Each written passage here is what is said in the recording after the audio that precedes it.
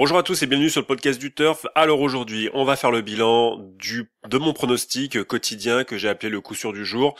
On va regarder un petit peu quel est le bilan général depuis le mois de septembre 2024, parce que vous voyez que ici j'ai commencé le 9 septembre, et on va regarder aussi pour le mois de janvier, pour les différents bilans que je propose, les différentes, on va dire, gestions que je vous propose pour ces chevaux. Alors on peut regarder un petit peu déjà grosso modo, on voit que à peu près j'ai pronostiqué donc 299 chevaux depuis le 9 janvier, donc on va aller voir très rapidement. Donc on voit ici que ça s'est arrêté, donc alors voilà, il reste encore aujourd'hui et demain parce que on a encore deux jours. Aujourd'hui je crois que j'ai donné 2 ou 3 chevaux, je me souviens plus exactement, mais j'ai dû en donner 2 et donc voilà, donc ça s'arrête au 29. Et donc on a 299 chevaux donc pronostiqués. Alors qu'est-ce qu'on voit ? On voit que ça c'est vraiment le bilan brut, c'est-à-dire vous prenez tous les chevaux que je vous donne, vous n'appliquez absolument aucune gestion, vous les jouez tous, que ça soit en simple gagnant ou en simple placé, vous faites comme vous voulez, et on voit les résultats, un petit peu ce que ça donne. Alors on voit que en simple gagnant, on voit qu'on a un ROI de 86%, c'est-à-dire qu'on a à peu près 14% de perte sur la totalité des pronostics en simple gagnant, et en simple placé on a un ROI de 98%, donc c'est-à-dire 2% de perte brute, vraiment sans gestion, juste en jouant tous les chevaux comme ils viennent. On voit que la cote moyenne simple gagnant est de 2,35, donc vous imaginez bien que le coup sûr c'est des favoris, je vous le cache pas, et que la cote moyenne du simple placé est de 1,49. Ok. Alors ensuite, j'ai proposé, je vous en ai déjà parlé dans les bilans précédents, j'ai proposé aux abonnés donc du coup des différents types de gestion, et on va les voir ensemble. Donc on voit que l'arrêt premier gain simple placé, donc ça veut dire que dès que je propose un cheval, vous le jouez dans l'ordre du programme. S'il arrive, vous arrêtez votre journée, même si j'en propose 2, 3, 4 derrière, vous ne les jouez pas, vous avez touché votre premier gain et vous arrêtez ici. Donc voilà, c'est ça l'arrêt premier gain SP, ça veut dire simple placé. Donc on voit qu'on est en positif, puisque on passe de 65% de réussite qu'on voit ici en 65,55%, on passe tout de suite à 70 en arrêt premier gain simple placé. Et on est en positif sur la totalité des jouets, donc il y a forcément moins de jouets puisqu'on arrête, on a 170 jouets et on est à 106%, un petit peu plus de 106% donc de ROI, ça veut dire donc 6% de profit. Ensuite j'ai fait la même chose, j'ai proposé la même chose en arrêt premier gain en simple gagnant, donc la même philosophie que ce que je vous expliquais tout à l'heure. Dès qu'on gagne, on s'arrête, et donc là on est à 41, un petit peu plus de 41% de réussite en simple gagnant, et quasiment 98% de ROI, donc 2% de perte. Là j'ai proposé donc trois autres gestions, pardon. Donc le report simple gagnant, arrêt premier gain. Donc en fait, c'est-à-dire que vous prenez cette gestion et en fait ce que vous allez faire, c'est que dès que vous gagnez donc votre premier gain en simple placé, donc là par exemple ici le 18-9 avec Gaspard d'Angis, on mise 10 euros, on gagne un 40, on s'arrête dans la journée et on reprend donc en fait après avec le premier cheval du jour d'après. Et donc en fait on cumule comme ça, donc on mise nos 14 euros qu'on a gagné la veille, et ainsi de suite et ainsi de suite, et on se retrouve en fait avec voilà des gains en report de journée. Donc c'est ce que j'ai appelé donc le report 2, et donc on se retrouve donc en fait au final avec 49,50% de réussite de report sur 2 journées, et donc un ROI de 111%, donc ce qui est vraiment pas mal. J'ai fait la même chose donc en report 3, donc ici on se retrouve avec 125% de ROI, donc 34,62% de réussite, donc ce qui est vraiment pas mal. Et le report 4 journées, on se retrouve avec donc 147% de ROI, Donc vraiment très très bien, et 28,57% de réussite, donc forcément il y a moins de réussite, hein, c'est normal. Alors maintenant, donc pour le mois de janvier, on regarde un petit peu ce qu'il en est. Pour le report 4, hein, on a fait. Alors le mois de décembre a été très très bon, le mois de novembre a été vraiment mauvais. Mois de septembre et mois d'octobre ont été très bons dans les reports 4. Un report 4, c'est vraiment un très bon jeu avec, hein, vous avez vu, un arrêt simple placé, puisque le cheval arrive très souvent, hein, donc c'est vraiment un très bon système de jeu, une très bonne gestion. Et donc ici, on a quand même sur le mois de janvier 170% de ROI, donc positif, donc c'est vraiment très bien. Sur le report 3, avec le mois de janvier, on se retrouve donc ici, hop, donc pareil, hein, mois de septembre, on avait fait 112%, mois d'octobre 140%, mois de novembre très mauvais, 68% de ROI, hein, donc plus de 30%, 33% de perte. Ici, mois de décembre, 176%, donc très très bon. Et le mois de janvier était à quasiment 130%, donc de ROI, donc pour le mois de janvier 2025, donc très bien. Alors le report 2, on est donc là ici, on est à 113,26% de ROI sur le mois de janvier. Le mois de janvier, donc le mois de décembre avait été vraiment bon, on avait fait 138%, 74% sur le mois de novembre et 113% sur le mois d'octobre, 123% sur le mois de septembre.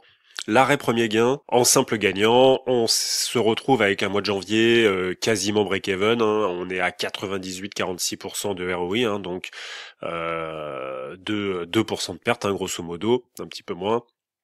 Et voilà, donc on avait fait un très bon mois de décembre. Mois de novembre, voilà, on avait vu que c'était un mois un peu dégueulasse pour pour tous les jeux. Mois d'octobre a vraiment été lamentable, et le mois de septembre, on avait très très bien commencé.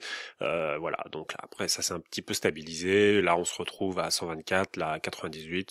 Donc voilà, donc très compliqué de dégager du gain et du bénéfice avec cette gestion. Donc je vous rappelle, hein, arrêt premier gain simple placé, mois de septembre 110%, mois d'octobre 105%, mois de novembre 91%, mois de décembre 116,53%, et mois de janvier on était à 108%, donc on dégage du bénéfice très régulièrement, donc c'est vraiment bien, hein, vous avez vu que la réussite est vraiment bonne, hein, on est grosso modo environ, hein, ça dépend des mois, hein, mais on est à peu près à 65, hein, de toute façon c'est ce qu'on a vu, on est à peu près à 65% de réussite, hein, et là 70% même. Donc ça dépend des mois, hein, mais c'est globalement assez positif, et voilà, avec pas mal de régularité et de résilience, vous pouvez vraiment obtenir de bons résultats. Et donc le bilan, donc sans gestion, le bilan complètement brut, hein, de ce mois de janvier, donc qui n'est pas fini, je vous rappelle, hein, mais bon, ça va peut-être un petit peu bouger, que ça soit en positif ou en négatif. Mais sur le simple placé, on est à donc 61% de réussite, 91,88% de ROI. Sur le simple gagnant, on a 37,50 de réussite et 82,50% de ROI. Donc on a perdu, hein, brut, hein, je parle, hein, voilà, si vous jouez tous les chevaux que je vous donne, vous avez perdu de l'argent, grosso modo, donc sur cette gestion qui n'en est pas une, puisqu'elle est vraiment complètement brute, à masse égale. Alors vraiment, je vous fais vraiment ce bilan vraiment en public, hein, pour vous montrer que déjà plusieurs choses. C'est que vous avez beau avoir une très belle réussite, c'est très difficile sans appliquer une gestion de devenir bénéficiaire à masse égale, sans rien faire, en jouant tous les chevaux que vous avez repérés. C'est très compliqué. D'accord, donc ça c'est la première chose à savoir, hein, puisque là on a 300 chevaux, mais bon, voilà, je vais faire ça régulièrement. On verra jusque quand, mais en tout cas, je vais le faire très régulièrement, au moins sur un an. Hein, donc on va avoir pas mal de données. On va certainement, au mois de septembre 2025, on aura plus de 1000 chevaux pronostiqués, donc ça pourra vous donner une idée encore plus précise. Quand on a pas mal de chiffres, ça pourra vous donner une idée un petit peu plus précise de ce qui est possible de faire. Mais quand même, on voit quand même régulièrement que c'est difficile, hein, en simple gagnant d'avoir d'allier en fait réussite et ROI, hein. Donc après bien sûr il y aura toujours des turfistes qui vont se targuer d'avoir une réussite de 40% et de prendre des cotes à 9 contre 1, tant mieux pour eux, c'est très bien, mais je veux dire montrez-nous un bilan, hein. C'est ça qui est intéressant, montrez-nous un bilan sur 300 chevaux et puis après on pourra en rediscuter, hein, s'il n'y a pas de souci. En simple placé, pareil, si vous prenez de très très bons chevaux, très en vue, qui ont une bonne forme, qui sont bien, on va dire, bien classés dans leur bonne catégorie, c'est très difficile, pareil, de rentabiliser des jeux. Voilà, vous perdez à peine, hein, vous avez vu, hein, sur 300 et quelques... sur 300 pronostics, hein, là ici en brut, on perd 60 euros. Et donc on voit que dès qu'on commence à appliquer une petite gestion toute bête, comme par exemple s'arrêter dès le premier gain, on commence à dégager des bénéfices et là ça commence à devenir intéressant, à jouer en fait, hein, ces chevaux. Évidemment vous allez pouvoir peut-être après appliquer une gestion en termes d'augmentation de vos mises, hein, puisque le 106% ici, vous pouvez très bien augmenter, comme je l'ai montré dans une vidéo sur les objectifs, avec un tableau des objectifs, vous pouvez augmenter petit à petit vos mises pour vous retrouver avec de plus en plus de gains à chaque fois que vous allez donc recevoir en fait tout simplement, mais évidemment vous allez mettre plus, hein, vous mettrez plus 10 euros, au fur et à mesure vous allez mettre de plus en plus, ok.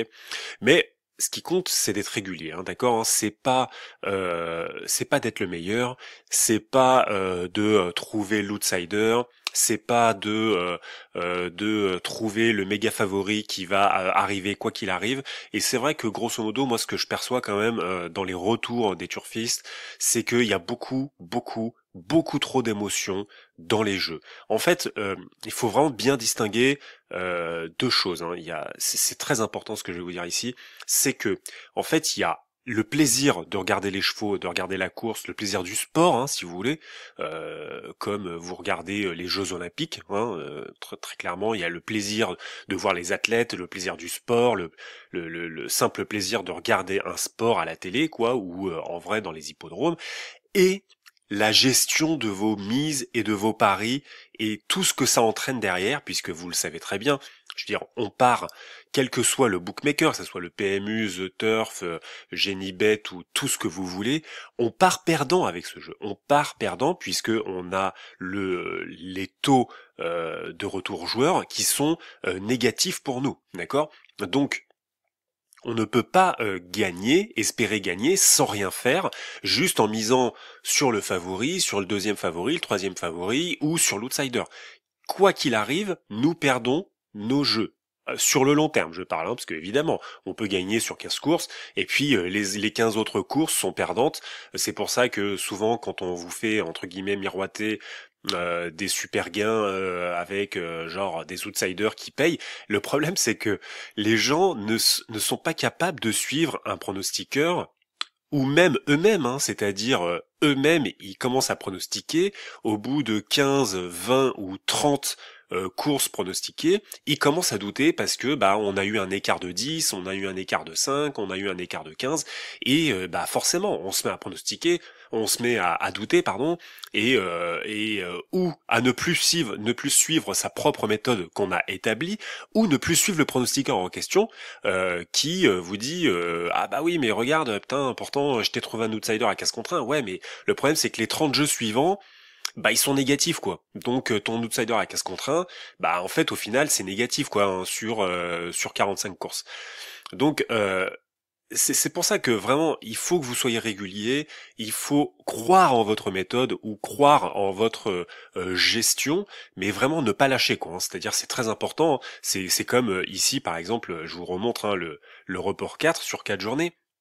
Donc on voit que c'est une gestion qui est vraiment très très bonne, hein, puisque elle permet de jouer au jeu simple placé avec pas mal de réussites, mais on a des écarts, Vous voyez bien que ici, par exemple, bon bah voilà quoi, on a perdu ici 10 euros, 10 euros, 10 euros. Là ici, c'est arrivé à 2 euros, on a remisé donc ici nos 20 euros, on a perdu. Donc quand on a une séquence comme celle-là avec Destiny di Poggio, c'est notre premier cheval, on mise 10 euros, on gagne 14 euros et ainsi de suite, on continue pour se retrouver avec 27,93 qui sera misé donc sur Cadeau d'Ocagne, qui est DAI finalement. Donc en fait toute notre séquence ici n'arrive pas et c'est vrai que voilà c'est rageant. C'est évident, c'est rageant, ça fait chier, ça, on gueule devant peut-être l'écran et là-dessus il y a pas de souci. Enfin, je veux dire, on est tous pareils. Faut pas croire que il y en a un qui est mieux que l'autre ou machin.